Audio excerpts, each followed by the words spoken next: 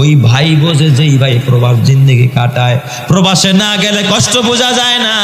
মা কাছে নাই, বাবা কাছে নাই, জ্বর হইলে দেখার কেউ নাই, অসুস্থ হইলে দেখার কেউ নাই, রান্না করার কেউ নাই, কান্না করারও কেউ নাই। তোরে যদি আরেকজন সেটা ধমক দেয়, মারে, সারানের মতো কোনো মানুষ নাই। একা একা জীবন, কত কষ্টের জীবন রে প্রবাস জীবন।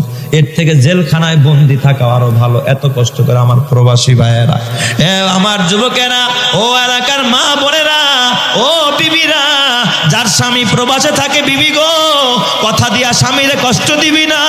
প্রবাসীদের কষ্ট সহ্য হয় না।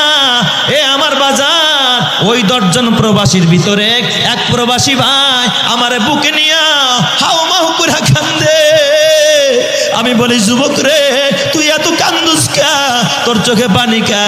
যুবক আমার ডাক দেয়া, হুজুর, আমি তো কষ্ট সহ্য করতে পারি না। ছোট্টবেলায় আমার মা একটা মুহূর্ত আমার দূরে রাখতো না। আমার মা আমার এত ভালোবাসতো, আমার বাবা আমার এত ভালোবাসতো।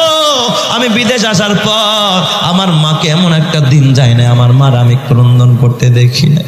আমার জন্য সবসময় আড়ালে আমার মা কাঁদতো। হুজুর, গত 3 মাস আগে আমার মা দুনিয়ায় নাই। আমার ওই অভাগা মা মারা গেছে। আমি মাত্র আসছি, আকামা পাই না, এখন আমি দেশেও যাইতে পারি না, মায়ের কবরটাও দেখতে পারি নাই। মারে মরার পর একটা নজর দেখবো তাও পারি না। হুজুর, এখন আমি আর রাতের বেলায় ঘুমাইতে পারি না, কারণ আমি আসলাম মার জিন্দা রাইখা, এখন বাসায় গিয়া দেখবো আমার মা কবরে শুয়ে আছে। আমি তো আমার মারে এখন কিছু খাওয়াইতে পারবো না। জনম ভইরা আমার মা মুখের খাবারটা আমারে খাওয়াইলো।